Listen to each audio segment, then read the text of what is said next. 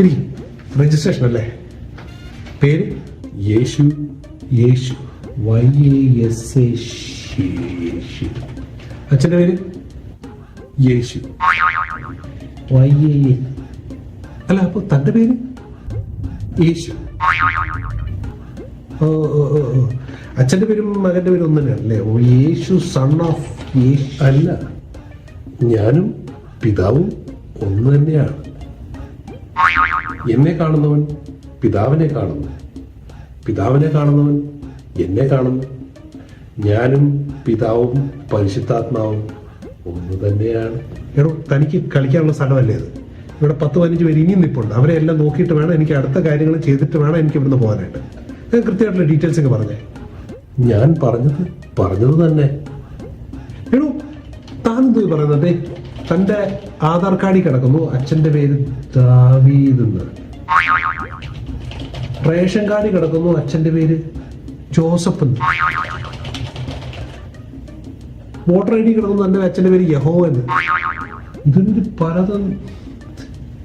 ഇതിലാരുടെ യഥാർത്ഥത്തിൽ നിന്റെ തന്ത? എന്താണ് ഞാനിവിടെ എഴുതേണ്ടത്?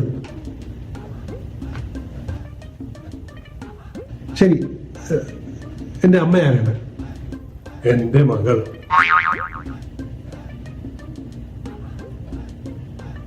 അമ്മയുടെ കാര്യം ചോദിച്ചേ. അമ്മ, മദർ, മാതാശ്രീ. ഞാൻ സൃഷ്ടിച്ച എന്റെ മകളിൽ ഞാനൊരു പുത്രനെ നൽകി. എന്തിന്? എനിക്ക് ജനിക്കാൻ വേണ്ടി. അതെന്തിനാ? എനിക്ക് മരിക്കാൻ വേണ്ടി. അതെന്തിനാണോ? എനിക്ക് ഉയർത്തെഴുന്നേൽക്കാൻ വേണ്ടി.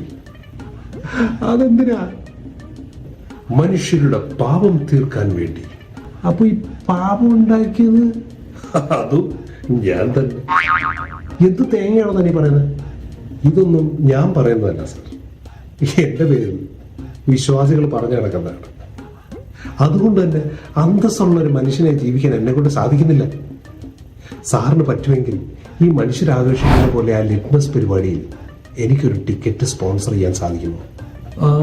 മനസ്സിലായി. ഇതാണോ കാര്യം? എടോ, സാമ്പത്തികമായി ബുദ്ധിമുട്ടുള്ളവർക്കും ലിറ്റ്മസിന്റെ പരിപാടിയിൽ പങ്കെടുക്കണമെന്ന് ആഗ്രഹമുള്ളവർക്കുമായി ടിക്കറ്റുകൾ സ്പോൺസർ ചെയ്തിട്ടുണ്ട്. അതിപ്പം ഒരു എസൻസ് പ്രവർത്തകൻ എന്നുള്ള നിലയിൽ എനിക്ക് താങ്കൾക്ക് ഒരു ടിക്കറ്റ് നൽകാൻ സാധിക്കും. ഇതാണ് ടിക്കറ്റ്. അപ്പോൾ ഒക്ടോബർ 12-ാം തീയതി കോഴിക്കോടിന്റെ സ്വപ്ന നഗരിയിലുള്ള ലിറ്റ്മസിന്റെ വേദിയിൽ രാവിലെ തന്നെ വന്നു ചേരുക.